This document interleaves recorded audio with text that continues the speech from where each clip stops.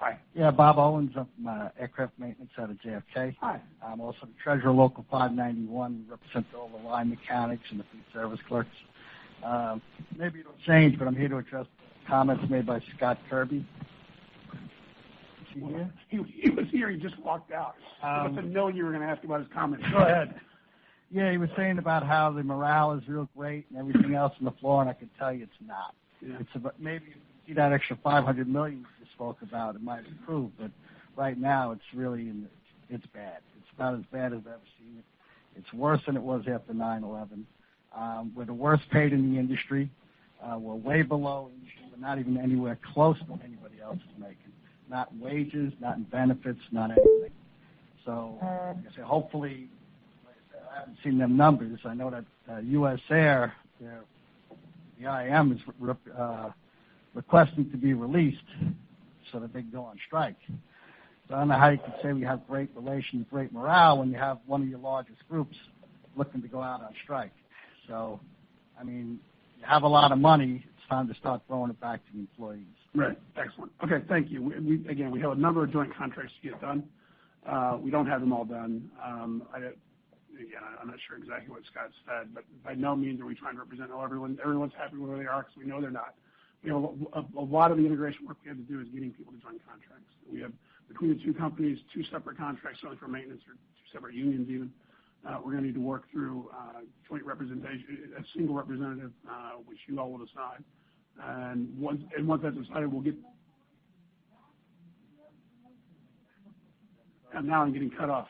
All right. So anyway, we have some work to do, and apologies if we were representing you being happier than you are. That wasn't the intent. I think all Scott was trying to say, there is indeed what we have seen throughout the airline is some excitement about the merger. Not with everyone. I'm not trying to suggest it is. But there's been excitement amongst the team. There's been support for the merger, which we very much appreciate.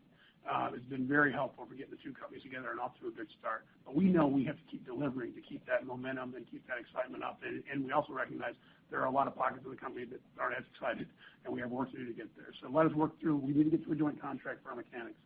And when we do, everyone will be, then we will have it for certain. A combined, maintenance contract that'll be different than the one either of you have today. But that's negotiations, which we don't need to do right now. Everybody else has contracts. The IAM is the only one that went into this with an open agreement, and they still have an open agreement. Yeah, and we're in negotiations with the IAM, and the NMB's. The word that we're getting is that management really isn't willing to negotiate. They're saying that they want to wait and negotiate a joint agreement with them where they are now. Fair enough. Look, we us. Yeah, no, we have an obligation to negotiate under the Railway Labor Act. We're doing that. The National Mediation Board is involved in those negotiations. Indeed, is driving those. Is in charge of managing those negotiations now. If either party wasn't participating, the NMB would make sure that we were, and those negotiations are underway. We have suggested that our time might be better served working on the joint contract, but that's not for us to decide.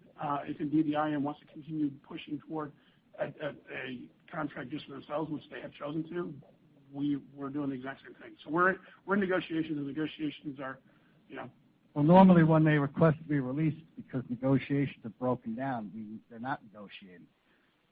Right. I mean, that's usually what it means. Again, without getting into the negotiations themselves. Yeah. Anyone can request to be released. Being released is a different thing, which the NMB has to decide indeed that there's been an impasse. And that certainly hasn't been decided. I didn't hear that. I'm sorry, the NMB has to determine there's been an impasse in negotiations for there to be a release. And that the NMB has not made that determination, and I don't expect they will. Because the negotiations aren't in an impasse, they're proceeding. Well, I mean, I guess it depends on how you define an impasse. I mean, if they're not talking. No, but we are talking. That's my point. We are talking. Negotiations underway. If indeed there was an impasse, the NMB would release the parties, but they're not. We're having negotiations, and the negotiations are active, and they're underway. Yeah, well, I mean, you've been talking for how many years now? I don't know. Those negotiations have been going on for a while. Yeah. But again, we are in active negotiations with the National Mediation Board monitoring those, and we'd like to get it done.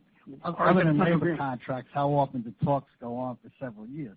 I mean, you stated that the NMB, if they felt that they were at an impasse, that they would declare an impasse.